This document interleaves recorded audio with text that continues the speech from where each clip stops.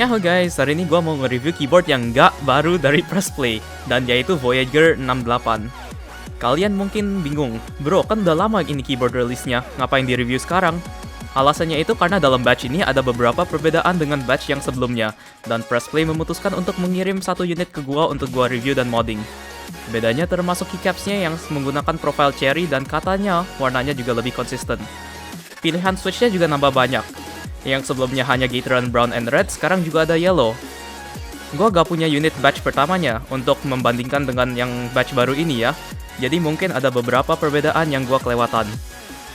Sebelum video ini, gua mau berterima kasih kepada Pressplay yang sudah mengirim keyboard ini ke gua, tapi seperti biasa gua gak bakal bias reviewnya dan pasti ngasih opini jujur gua tentang keyboard ini. Memulai dari unboxingnya, seperti biasa presentasi box dari Pressplay lebih nge-push ke theme-nya. Agak kerasa premium-premium gitu boxnya. Tapi yang penting adalah yang di dalam. Setelah membuka box, ada keyboardnya. Kabel USB Type-C 90 derajat sepanjang 125 cm, beberapa keycap tambahan, keycap dan switch puller, dongle wirelessnya, beberapa stiker, dan buku manualnya. Unboxing experience-nya ya beda lah dari keyboard budget. Terus gue mau bacain spec list yang dikirim ke gue oleh Pressplay. Dia 68 key, original design cherry profile PBT keycaps dari Pressplay, Gateron Brown and Yellow, custom software, pre-loop stabs, pre-installed sound dampening foam, dan sandwich style screwless mount. Untuk berat keyboardnya ada di 717 gram. Memulai dari konektivitas, kita bisa menemukan 2 switch dan 1 USB Type-C port di sisi kiri keyboardnya. Karena portnya di sisi kiri keyboard, mereka menyediakan kabel yang 90 derajat. 1 switch untuk mematikan dan menyalakan keyboardnya. 1 lagi untuk switch between dongle dan Bluetooth.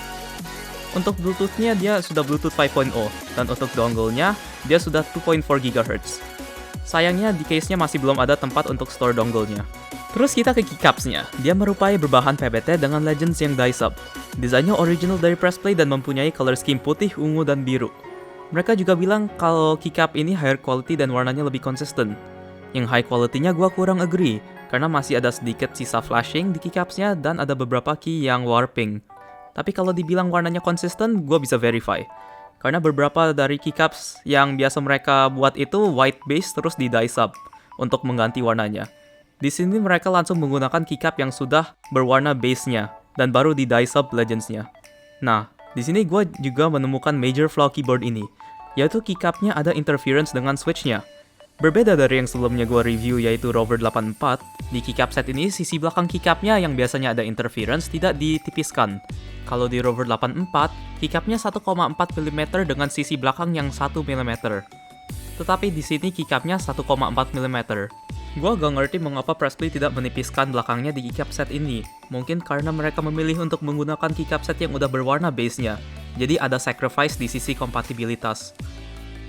Untuk segmentingnya udah cukup oke, tapi masih tidak sebaik yang di Rover 84. Sebelum segmen berikutnya, gue mau kasih sound test dikit untuk bedanya keycap yang kena interference dan yang nggak kena. Yang kena bakal lebih high pitch karena suaranya dari keycap tabrakan dengan top housing, sedangkan kalau yang nggak ada interference, suaranya dari bottom out switch-nya.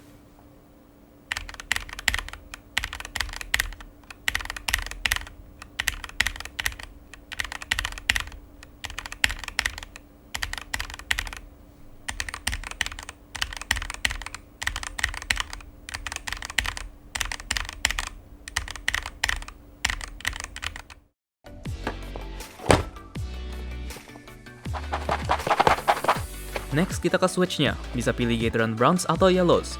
Dua-duanya on loop. Dan switch-nya itu north facing. Ini adalah sumber masalah interference-nya. Untuk stab-nya, dia udah pre-loop dan oke lah. Gak sebagus kalau kita loop sendiri, tapi buat pre-loop udah oke. Di unit gua cuman enter key-nya yang masih ada rattle. Setelah switch dicabut, kita bisa melihat socket yang 5-pin universal hot swap. Jadi switch selection udah banyak. LED yang digunakan untuk RGB juga SMD under PCB, jadi nggak usah khawatir dengan kompatibilitas switch-nya. Setelah melepas semua switch, kita ke part yang sangat interesting untuk gua. Karena case ini menggunakan sistem sandwich style screwless mount. Style mounting ini akan membuat feel typing-nya lebih konsisten between keys-nya, tetapi akan lebih kaku.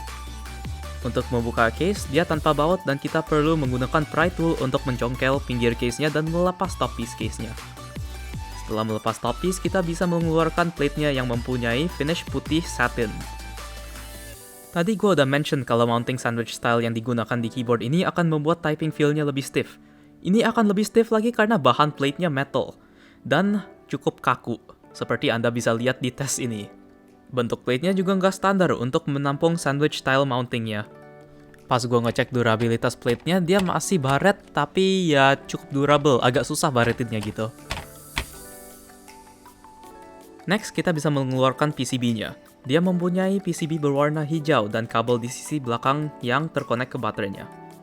Di bawah PCB ada foam included-nya yang di opini gue terlalu tipis dan masih ada hollow feel di keyboardnya. Setelah foam included diangkat, kita bisa melihat baterainya yang mempunyai kapasitas 1900 mAh dengan voltase 3,7 volt. Ukuran baterainya 3,5 x 10,6 x 0,4 cm. Setelah mencoba mencabut, sepertinya nggak bisa karena lem yang digunakan sangat kuat. Case-nya seperti tadi gua bilang, dia menggunakan sandwich style mounting dan ada 2-piece. Di bottom piece-nya juga ada 2 switch cover. Top piece-nya mempunyai ketebalan 2,6 mm dan masih ada flex. Untuk bottom piece-nya, dia mempunyai ketebalan 1,8 mm dan segmentingnya begini cukup oke, tapi nanti kalau nuang silikon agak susah karena daerah switch dan port nggak tersegmen sendiri. Walaupun dia screwless sandwich style mount, dia masih ada beberapa standoff untuk alignment PCB dan plate-nya. Di belakang case-nya ada 2 kickstand dengan 2 level. Case-nya mempunyai typing angle 4 derajat dan ukuran 10,6 x 31,3 cm dengan poin tertinggi 2,75 cm dan poin pendek 2 cm. Kalau kickstand level pertama dipasang, typing angle-nya jadi 7 derajat. Dan untuk level keduanya akan menjadi 11 derajat. Ya udah, itu semua part internalnya. Sekarang kita ke software-nya. Software-nya nggak mau connect ya. Mungkin software untuk batch keduanya beda dari batch yang pertama. Pas gua tes pakai VIA, sayangnya dia juga masih belum ke-recognize. Karena gua rasa segmen show RGB agak memakan waktu dan kurang menarik, gua nggak bakal include lagi di review video gua. Sebelum typing testnya, gua mau ngasih opini final gua tentang keyboard ini. Keyboard ini gua suka karena mounting style-nya yang cukup unik. Tetapi agak susah ngerekomen yang retro edition-nya karena satu alasan, dan itu interference keycap dan switch-nya. Interference-nya sangat kerasa, especially di row 2 dan 3-nya. Untuk row yang lain masih gua rasa nggak terlalu parah interference-nya. Kalau kalian emang mau memperbaiki interference-nya, bisa dengan cara ganti switch ke yang long pole stem atau pakai stem washers. Kecuali kalian memang suka dengan desain dan keycap set-nya, gue lebih rekomen yang standard edition, apalagi kalau rencana mau ganti keycap set. Untuk harga segini ya as expected, build quality-nya mantep, sesuai dengan harga, dan packaging and feel produknya juga lebih premium. Seperti yang tadi gue bilang, mounting style keyboard ini cukup unik, dan untuk kalian yang mau coba-coba feel keyboard sandwich mount, bisa coba yang ini ya. Ya udah, langsung ke sound test-nya saja. Ini sound test-nya 100% unmodded, dan kalau mau denger yang modded, seperti biasa jangan lupa hit tombol subscribe dan bell, biar dapat notif pas gue mengupload videonya.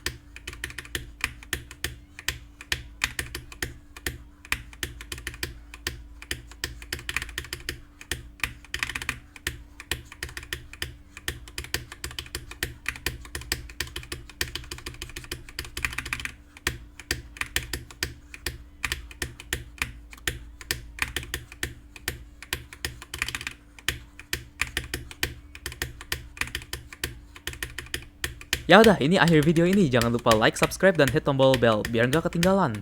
Kalau ada pertanyaan, bisa join grup Discord kami, link di description. Gua juga streaming game di Twitch @rain_ch. Jadi kalau ada pertanyaan, tinggal mampir ya. Thank you udah nonton video gua sampai akhir. Dan see you in the next video. Bye-bye!